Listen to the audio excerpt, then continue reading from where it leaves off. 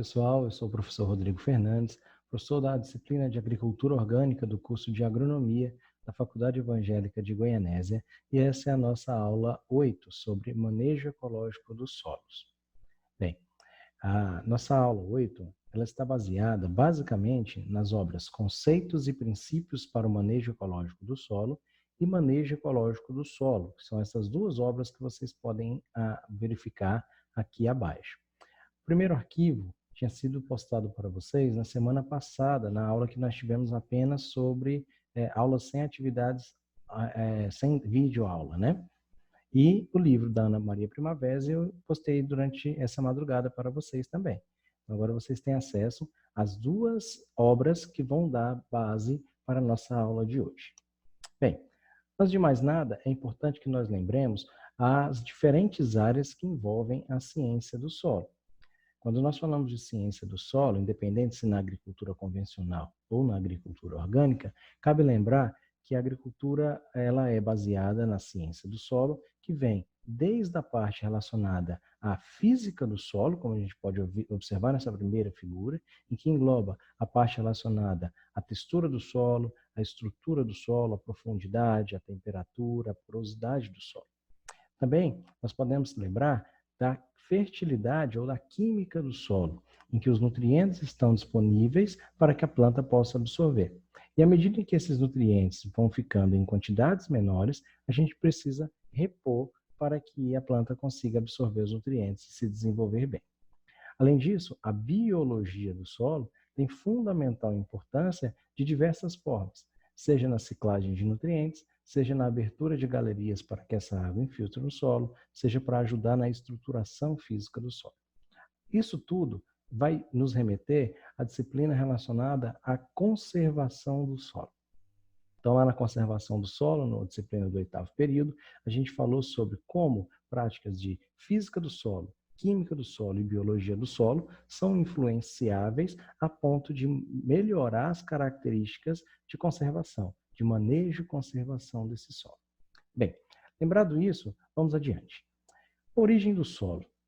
Essa é uma imagem que é muito utilizada quando a gente fala de origem do solo, mas ela é uma imagem muito simplista. Por exemplo, a gente pega o material a partir de uma rocha, que a gente chama de material de origem, e a partir da degradação, e aí a gente tem um nome técnico que é intemperismo dessa rocha, a gente vai formando os solos. Os solos mais jovens possuem horizontes mais superficiais, menos espessos, com menos camadas de solo, mais camadas de rochas, mais material litólico. Quanto mais maduro, quanto mais velho forem os solos, maior vão ser as camadas desse solo e maior vai ser a sua profundidade. Isso está muito relacionado também com a característica de profundidade do sistema radicular das culturas e, consequentemente, um crescimento da parte aérea maior dessas plantas. Solos mais recentes, solos mais jovens, vão ter plantas, uma camada vegetal de plantas mais baixas, enquanto solos mais profundos, por características dos seus próprios solos, podem ter solos bem mais profundos e terem plantas que absorvam nutrientes mais profundamente, que explorem esse solo mais profundamente e consigam crescer a partir da superfície com plantas bem maiores. Bem, quando a gente explica a origem do solo em ambientes tropicais, que é o ambiente que nós estamos, solos do Cerrado, por exemplo, alguns autores, como é o caso de Harry Hinckley, eles dizem que houveram 6 etapas, 6 fases para a gente chegar nas características que nós temos hoje. Essas 6 fases são divididas em uma fase abiótica, uma fase microbiológica, uma fase de plantas espinhosas, uma fase dos capins, a fase das capoeiras e, por último, a fase das florestas. A partir de então, houveram a degradação da floresta, o uso do solo pela agricultura, e, consequentemente, a gente vai ter uma redução dessas áreas naturais, sejam elas de capins nativos, sejam elas de capoeiras, dos cerrados mais fechados, sejam elas de cerrado, sejam elas de floresta. Bem, em cada uma dessas fases, há características muito importantes e muito marcantes que precisam ser lembradas. Quando a gente fala, por exemplo, da fase abiótica, foi um período de existência anterior à presença de vida na superfície terrestre. Então, a gente está falando de milhões de anos atrás. Nesse período ocorreu a fragmentação das rochas originais por processos físicos causados pela variação entre frio e calor e ação erosiva dos ventos. Então, logo após o resfriamento do magma, logo após a deposição de materiais minerais, houve a atuação de processos físicos de variação entre frio e calor, e aí nós temos nesse tempo os períodos glaciais, as eras glaciais e interglaciais, que influenciaram na formação desses solos. Além disso, logo depois, nós temos ação de chuvas que começam a transformar a química dos materiais que deram origem a esses solos, destruindo os minerais primários e formando minerais secundários. A grande parte dos solos de ambientes tropicais, nós vamos ter solos bastante velhos, e isso houve bastante transformação química desses nutrientes, desses materiais. Processos de lixiviação, processos de erosão, processos químicos de mudança de minerais primários para a formação de minerais secundários. Então, nós estamos falando isso da fase abiótica, bem antes dos processos de vida na Terra. Quando a gente entra na primeira fase, que é a segunda fase, que é a fase microbiológica, a gente já começa o surgimento da vida. Os minerais passam, então, a sofrer a ação dos micro-organismos, como bactérias, líquens e algas, e aceleram os processos químicos. Ainda passam a acumular matéria orgânica a partir de elementos compostos, principalmente formados a partir de carbono e nitrogênio. Então, a gente tem os micro-organismos que surgem na Terra nesse momento, que começam a ter sedimentos formados por esses micro-organismos, né? Os dejetos desses micro-organismos, ricos em carbonos e nitrogênio, e começa a ter, então, uma espécie de matéria orgânica sobre esses solos. A partir daí, então, a gente começa a considerar a existência de um ecossistema. Até então, nós tínhamos um ambiente totalmente inóspito para a vida, a gente tinha apenas o material, o solo, os minerais, mas a gente não tinha nem organismos vivos e nem matéria orgânica. A partir que existe a fase microbiológica, que os micro-organismos começam a se fundamentar, a existir, a morrer, a gente começa a ter matéria orgânica e, consequentemente, a gente vai ter as espécies de origem vegetal e depois as origens animal. Bem, quando a gente fala, então, a próxima fase é a fase das plantas espinhosas. As plantas espinhosas são seres que já produzem uma maior quantidade de biomassa que os micro-organismos, estão adaptados a condições inóspitas com variações bruscas de temperatura e umidade. Era a condição que a gente tinha naquele momento. Solos ricos em nutrientes, mas condições de clima que variavam muito, né, nas eras glaciais, eras interglaciais. Então, nesse momento, a gente começa a ter plantas que se adaptaram a essas condições, as plantas espinhosas, né, os espinhos sendo uma folha modificada para evitar a emissão de água para a atmosfera, a perda de água para a atmosfera. Então, possuem ciclo extremamente rápido para aproveitar os curtos períodos com condições favoráveis para o crescimento. As plantas elas cresciam muito rapidamente, se reproduziam muito rapidamente, porque o clima ele mudava muito rápido também. Logo depois, nós temos a fase dos capins. Nessa fase, os capins, há uma sequência de 3 tipos de capins que significam a sucessão ecológica evolutiva para os solos mais profundos. Os solos estão em processo de formação em profundidade, então nós vamos ter inicialmente plantas que vão explorar apenas camadas mais superficiais da camada terrestre, e aí esse solo sendo formado em camadas mais profundas, as raízes vão aprofundando e vão dando origem às outras plantas. Esse passo de sucessão aumenta a quantidade de biomassa produzida por unidade de área, tanto na superfície quanto na subsuperfície. Esses 3 capins que eu falei para vocês são considerados hoje chamados de capins duros, que foram os primeiros que surgiram, que eles eram muito tenros, né, muito duros. Depois a gente tem a etapa dos campos naturais e em seguida a etapa dos capins moles. Então, se a gente for pegar os 3 tipos de capins que nós temos, duros, campos naturais e os capins moles eles são os mais recentes. Por que eu estou falando tudo isso? Porque a gente está falando da origem do solo para entender essas características dos nossos solos, principalmente dos solos do cerrado, para chegar lá na frente e a gente falar melhor sobre o manejo ecológico do solo, daqui a pouquinho. Próxima fase, depois da fase dos capins, vem a fase da capoeira. Então, o acúmulo de matéria orgânica, essa camada mais profunda do solo, fez com que plantas perenes e de maior parte surgissem nos ecossistemas, formando 2 ou mais estratos. Então, a gente tinha um estrato baixeiro, que eram aquelas plantas mais baixas na superfície. Consequentemente, com mais matéria orgânica e solos mais profundos, essas raízes conseguiram aprofundar e essas plantas conseguiram crescer mais, dando origem a outras espécies. Além de produzirem maior quantidade de matéria orgânica, formou um microclima próprio na superfície do solo e permitiu uma intensificação da vida no solo.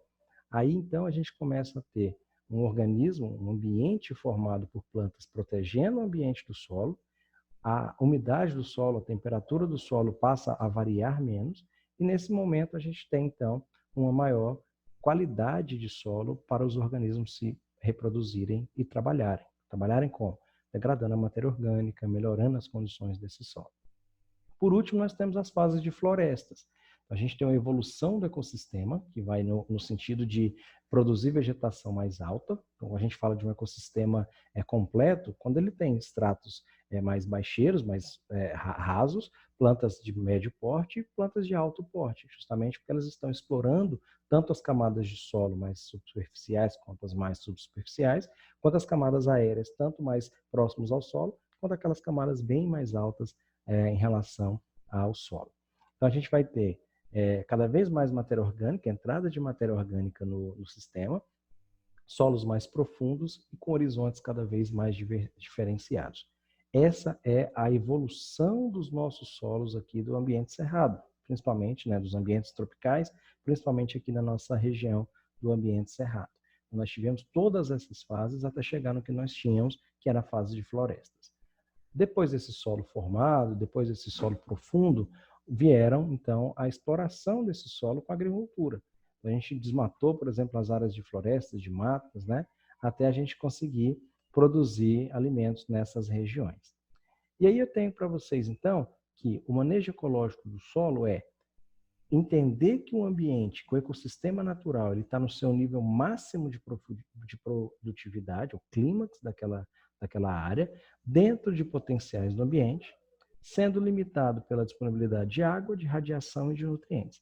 Então, é importante a gente lembrar que eu só vou conseguir fazer um manejo ecológico do solo dentro dos potenciais daquele ambiente. Então, qual que é o potencial máximo que esse ambiente consegue produzir?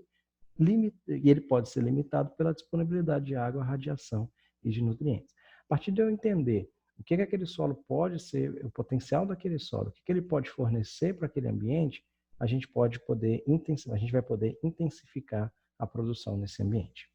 Quando eu falo, então, uma imagem que eu gosto muito, essa figura 1 aqui, é que o solo ele é um organismo vivo. Então, a gente não deve olhar para o solo e pensar que o solo é só a parte mineral. No solo nós temos a parte mineral, a parte orgânica, nós temos a parte vegetal que está crescendo ali sobre o solo, fungos, bactérias, os micro-organismos de forma geral. Nessa imagem, por exemplo, a gente consegue ver um torrão de solo e daí a gente vê fungos, larvas de besouros, minhocas, formigas, bactérias, insetos, tatuzinho, larvas de outros insetos, milípede, orelha de pau, que são cogumelos, centopeias, caramujos, lesmas, um tronco vegetal ali que está crescendo, apodrecendo essas raízes ali para baixo. Ela vai gerar condições para um melhor desenvolvimento de infiltração de água no solo. Então, o solo ele é um organismo vivo e ele precisa ser tratado como um organismo vivo. E isso é o primeiro passo para a gente fazer o manejo ecológico do solo. E aí a gente vai para o outro lado, que são os problemas comuns encontrados nos nossos solos de maneira geral. Quando a gente fala de solos agricultáveis, a gente vai encontrar problemas como esse da imagem, que são solos que sofreram queimadas. E aí todo aquele trabalho que o produtor, que o agricultor teve para preparar um solo desse com características de micro-organismos, de microfauna, de insetos, de bactérias, de fungos, ele é destruído num processo de queimada desse. Porque além dele degradar a matéria orgânica muito rapidamente, que é o alimento desses animais, desses bichos que vivem no solo, desses micro-organismos, ele degrada a vida de maneira geral do solo. Temperaturas muito altas, os organismos eles não sobrevivem. E isso vai demorar um certo tempo, existem trabalhos, inclusive nós fizemos um trabalho na Chapada avaliando o efeito do fogo nas áreas naturais, mas a gente vê que mesmo o solo, mesmo o ambiente sendo resiliente, ele consegue se recuperar, isso vai um bom tempo.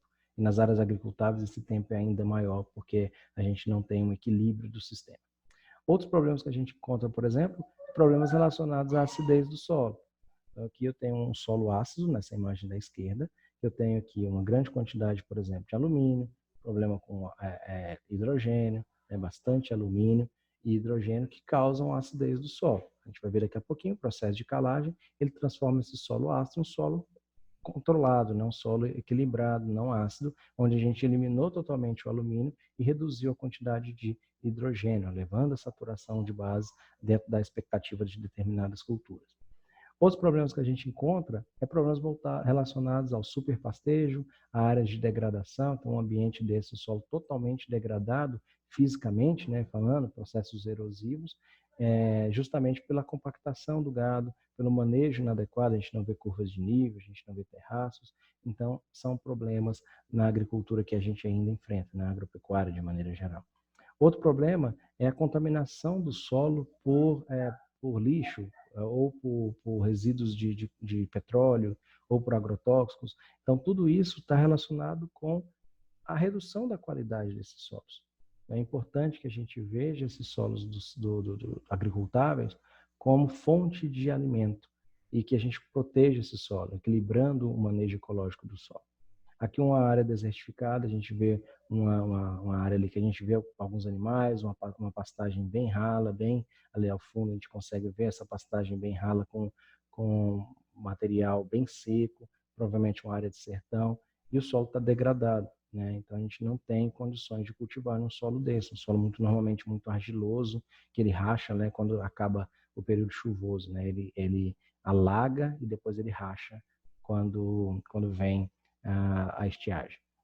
Outros problemas que a gente encontra é o problema do desmatamento. Então, uma área dessa daqui para pastagem, a pastagem bem degradada, e as espécies arbóreas foram basicamente todas retiradas. Então, a gente tem problemas com proteção do solo por essa camada vegetal. Então, a retirada da camada vegetal também é um problema. Nesse sentido, a gente vai precisar transformar o solo. Então, o manejo ecológico do solo nada mais é do que a gente transformar os solos.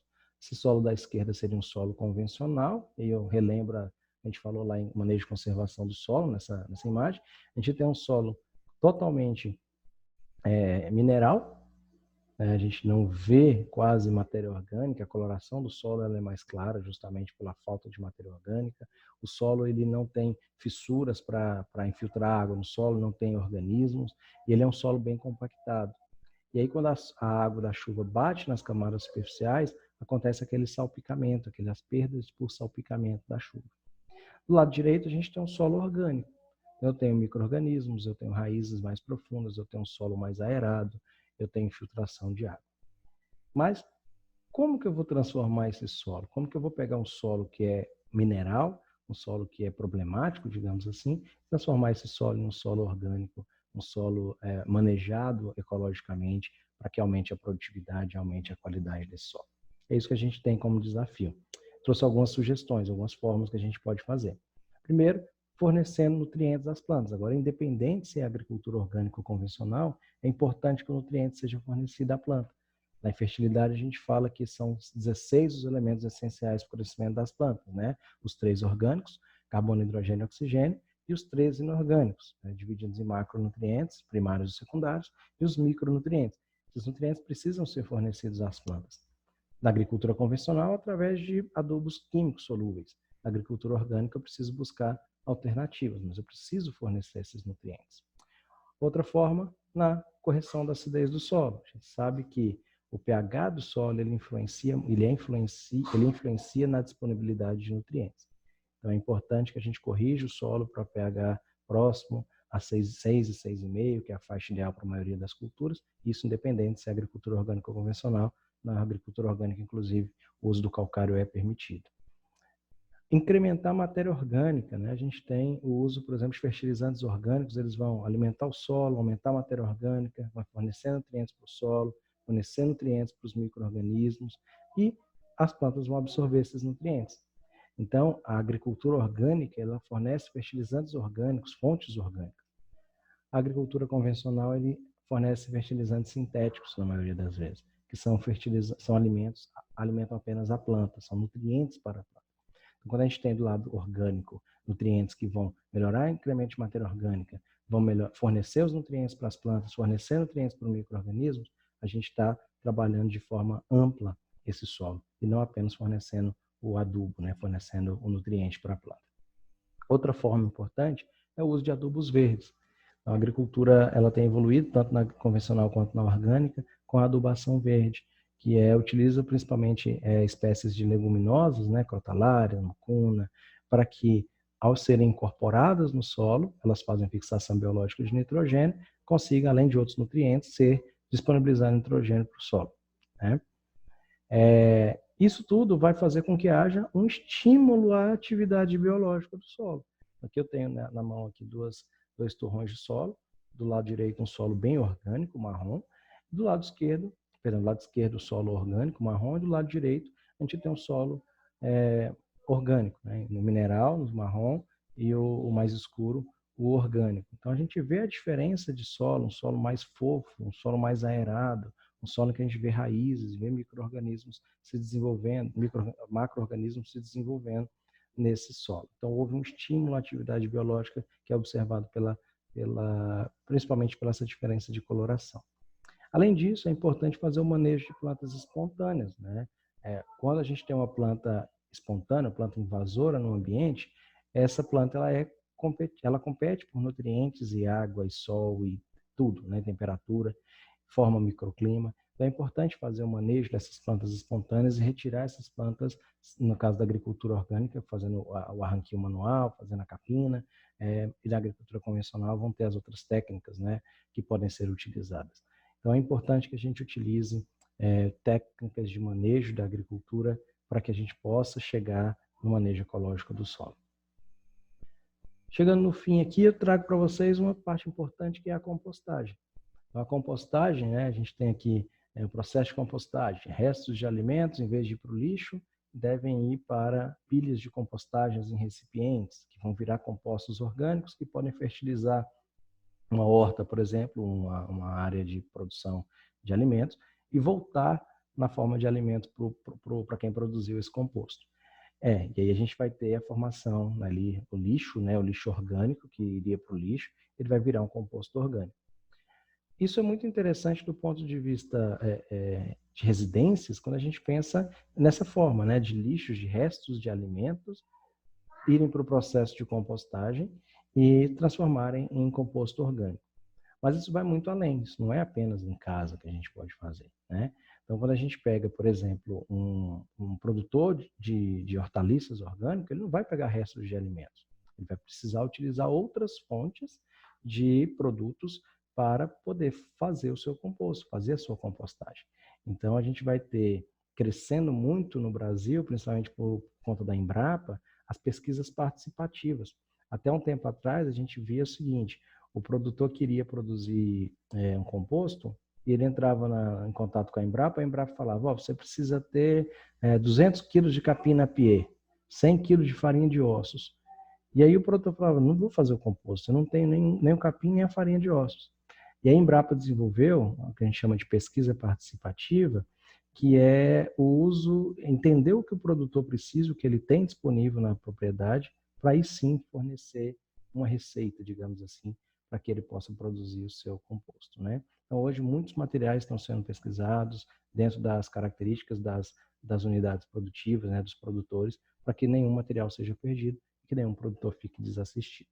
Então, a gente tem aqui desde pequeno produtor, né, um produtor de hortaliças aqui que está utilizando o resto da sua horta, o material que sobrou na horta, até grandes produtores. A gente vai ter aqui processo de umidificação, né, dessas pilhas de compostagem, de revolvimento dessas pilhas, para poder chegar no momento e utilizar esse material como fonte de nutrientes, como fonte de matéria orgânica, como vida para esse solo, para gerar o manejo ecológico do solo. Tá certo? Agradeço a vocês pela atenção. Nós vamos ter, então, daqui a pouquinho uma discussão ao vivo na live. Eu mando para vocês o link já. E obrigado mais uma vez e bons estudos.